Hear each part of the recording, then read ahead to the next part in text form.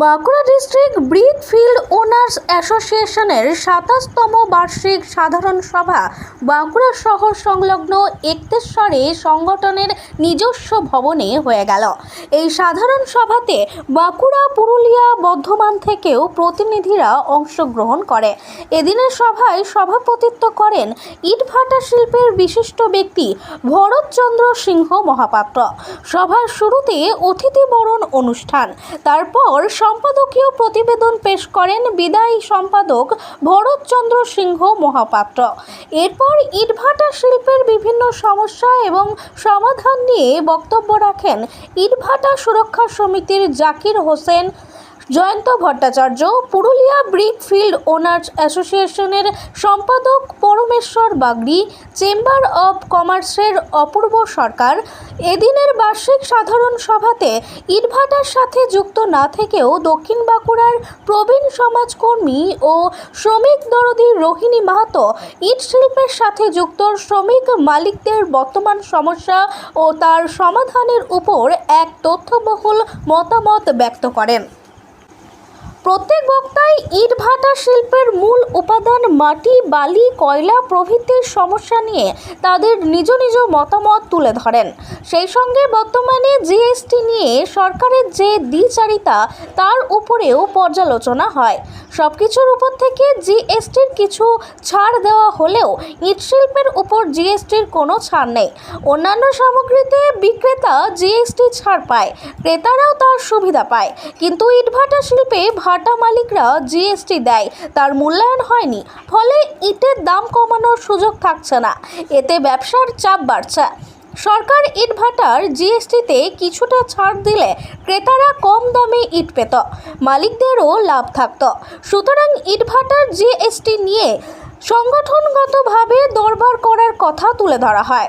তবে সংগঠনকে মজবুত করতে না পারলে দাবি দেওয়া আদায়ের কাজ সহজ হবে না বলে প্রত্যেকেই মন্তব্য করেছেন। ক্যামেরায় দিবাকরের সাথে সুনীল দাসের রিপোর্ট, RLM নিউজ। সভাপতি, প্রধান অতিথি, বেঙ্গল ব্রিক ফিল্ড ওনার্স অ্যাসোসিয়েশনের কর্মকর্তাগণ, পুরুলিয়া জেলা ব্রিক ফিল্ড ওনার্স অ্যাসোসিয়েশনের প্রতি আগত প্রতিনিধিবৃন্দ, বাঁকুড়া জেলা ইটভাটা সুরক্ষা সমিতির সভাপতি, সম্পাদক এবং অন্যান্য সদস্যবৃন্দ, বিভিন্ন সম্মান মাধ্যম থেকে আগত প্রতিনিধিবৃন্দ, বাঁকুড়া চেম্বার অব কমার্সের প্রতিনিধিবৃন্দ, প্রত্যেককে শুভ বিজয়া ও দীপাবলির আন্তরিক প্রীতি ও শুভেচ্ছা জানাই। 2025 সালে যে সমস্ত ইটভাটা মালিক ও শ্রমিক প্রয়াত হয়েছেন তাদের আত্মার শান্তি কামনা করে পরিবারের প্রতি সমবেদনা জানাই। গত 22 এপ্রিল 2025 কাশ্মীরের পহেলগাঁওয়ে পাকিস্তানের জঙ্গিরা আমাদের 27 জন নিরীহ ভারতীয়কে হত্যা করেছে। এর তীব্র প্রতিবাদ জানাই, তাদের পরিবারের প্রতি সমবেদনা জানাই।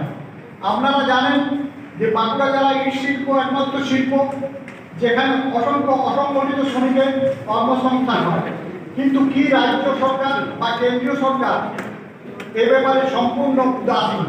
আমরা আশা করেছিলাম সরকার জিএসটির হার কমিয়ে এই শিল্পকে উজ্জীবিত করবে, কিন্তু তা হয়নি।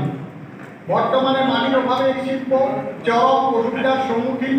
আমরা ইটভাটা মালিকরা সরকারকে প্রচুর রাজস্ব দিই, কিন্তু বর্তমানে বিভিন্ন সরকারি আধিকারিকদের দ্বারা আমরা হেনস্থার শিকার হচ্ছি।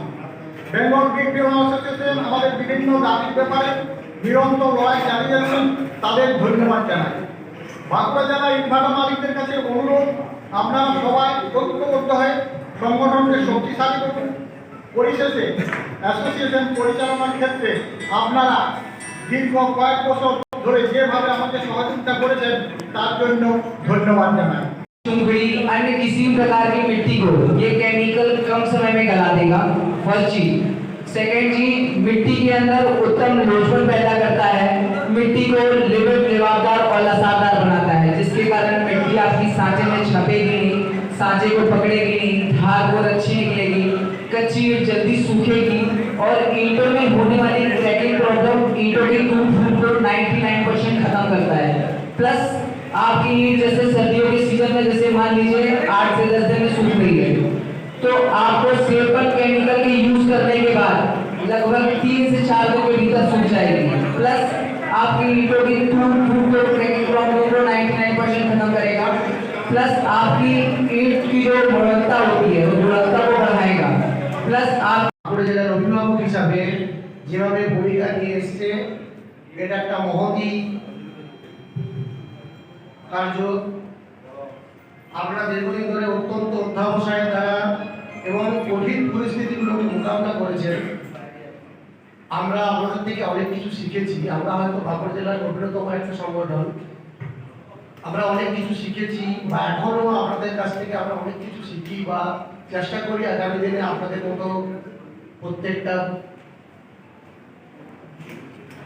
থেকে তুলতে গেলে আমরা বিভিন্ন সমস্যার সম্মুখীন হই।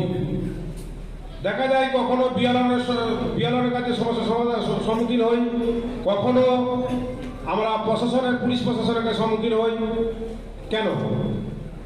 আমরা কি চুরি করে ব্যবসা করি? আমরা সরকারকে দস্তুর মতন সঠিক রেভিনিউ দিই, আমরা জিএসটি দিই, আমরা কয়লা কিনি, জিএসটি দিয়ে কয়লা কিনি, আমরা ইটের জিএসটি দিই। সেই জায়গায় আমরা একটা ভাটাতে মিনিমাম 300 লেবারের কর্মসংস্থান দিই, যেটা বড় বড় শিল্পতে পায় না। এই জায়গায় আমরা এত বঞ্চিত কেন?